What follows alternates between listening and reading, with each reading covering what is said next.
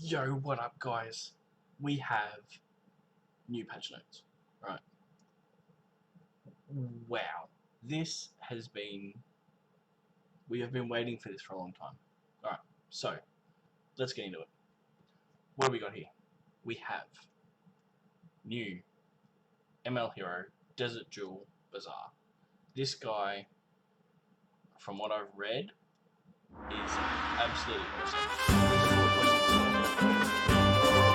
Prodigal son and heir of a We don't need to worry about that son. Prodigal son, heir of the once famous merchant, blah blah blah.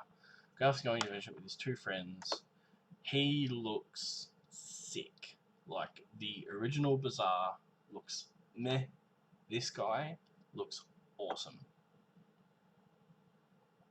Let's just watch this. This is his skill. Let's watch his skills. This is his basic attack, I think. Yep. Oh, that looks awesome. This is his passive, which he heals after using Desert Wind, and this is his S3. How sick does that look?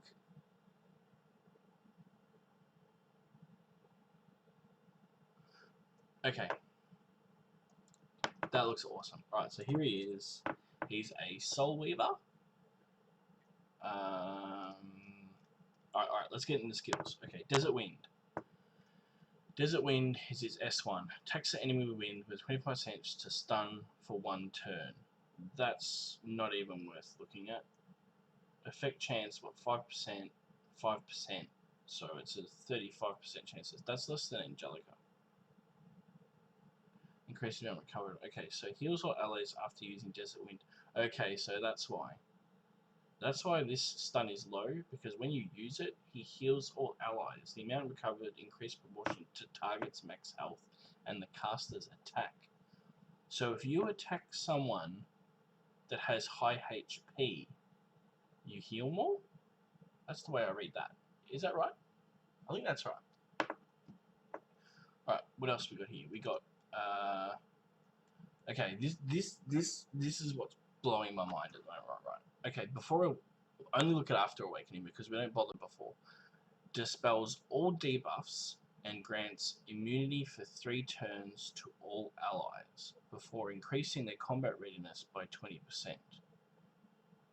Now, that is huge. Let me just say, 3 turns of immunity.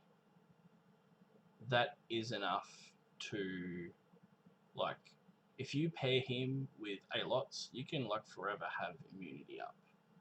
Not only that, but 3 and 3 is 6. What's that? 3 and 3 is 6. 7, 8, 9, 10. It ends up being 30% combat readiness. That's literally Tywin's S2 for everyone. Like the 30% combat readiness, but it's, if you want to pull an ML unit, this is the one to pull, because I can just see him being used in.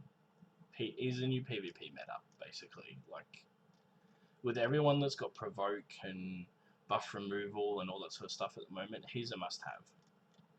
Okay, so this is where it gets interesting. The skill enhancement improvements. Obviously, if you guys have been keeping up to date, not only with my channel but with what's happening at the moment, is that Smilegate have said that 2 and 3 star heroes now will require Stigma instead of Molagoras to level up. So if you have spent any Molagoras on any 2 and 3 star units, you will get that back. You can recall it, you'll get it all back, and you'll now use Stigma to level up a character's skills. What can happen through this? Okay, 1 or 2 things can happen. 1, no change. 2 things. Second thing is that more of these 2, mainly 3 star units, some of these 3 star units might come back into the light. The reason why I say this is that you're not going to spend a limited resource on a 3 star unit. You're going to put it on a 5 star unit. If you have an abundance of Stigma and you want to try you know, your spec change units, because all your spec change units are 3 stars units. Yeah, you can now fully Molar/Stigma your Montmorency. So you can plus 15 your Montmorency with 8,100 Stigma, which is nothing. Like me personally, I'm sitting on like 30k right now, so 8k is nothing, and that's after I full on spam like 10, 20k a month on just fodder and gold. This is going to be good. I'm gonna go out there and say that we're going to see some new units come through. I think we're going to see some Lorenas come back. I think we might see some of the other 3-star units like Clury and all those come back, purely based on you're going to be able to max skill them, you're going to get the cooldown, you're going to get the extra damage over, say, a 4 or a 5-star unit that you might only have like +3. So I think there might be some new stuff that comes out from that. So basically what happens, you go into your character. This is limited, guys. It's only available until, what is it? It's available till, wow, it's available till January next year. Why is it so long? Why are they doing that? Is interesting. I'd like to know why that is doing that. So basically what you do is you go to your character, there'll be a reset skill here, you click on that, it'll tell you what you get. So you get your catalyst back as well, which is good, and you get the gold that you invested. That's also double good. Your reset skill takes the character back to 0, still max level and that. And pretty much, also the 4 and 5 stars, they're doing another reduction by 18 to 21%.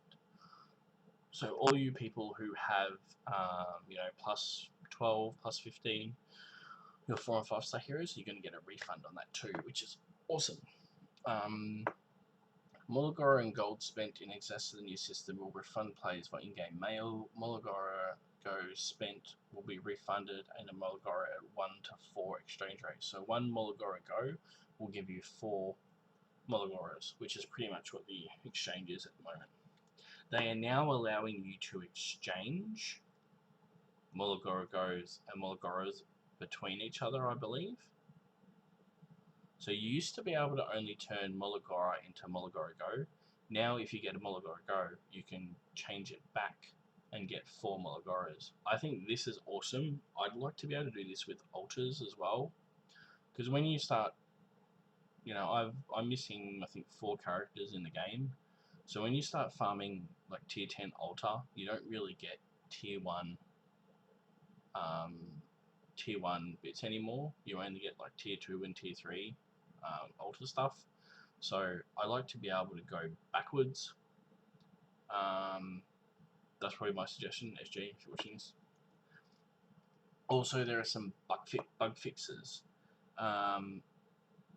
So an issue where Kayron, after receiving a buff from Alex's basket during the first turn, and didn't allow his first skill Void Surge to perform an AoE attack, which will be fixed. So hello, Kayron buff. Not really, it's a bug fix, but still. So Bazaar's additional effect from Memory Imprint is currently at a 4-star level. That'll be boosted up to a 5-star level. Image of Eufiend's spirit occasionally not displayed will be fixed. There are some battle improvements. So you can now... yes, thank you. Taylor, you can now try again.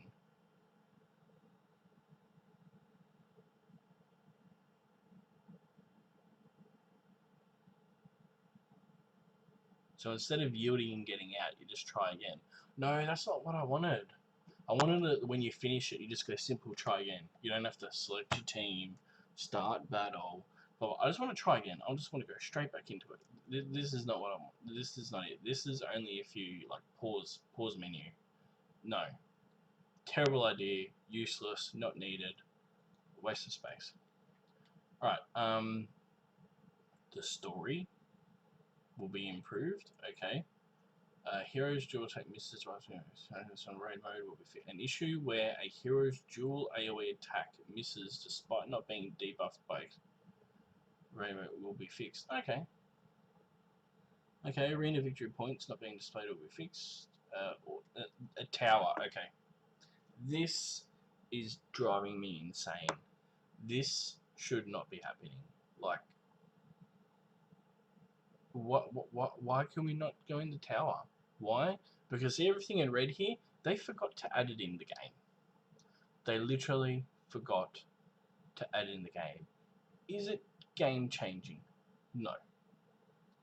Is a newer ranked player gonna be happy with this? Maybe, maybe not. I know myself, who's played from day one. The tower is just something I sit there and auto and leave to play.